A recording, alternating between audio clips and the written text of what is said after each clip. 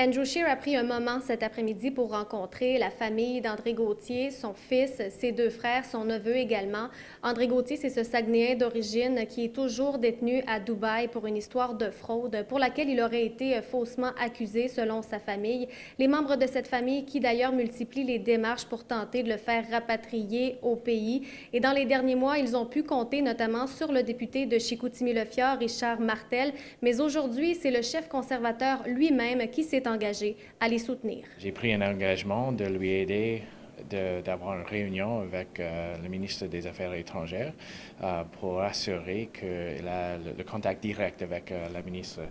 C'est clair que c'est une situation très, très dure pour M. André Gauthier et aussi pour la famille ici. Il s'est engagé à continuer, à commencer des pressions encore peut-être plus intenses sur Mme Freeland pour qu'il y ait des réels résultats. On a une attente de résultats, indépendamment du parti qui va être...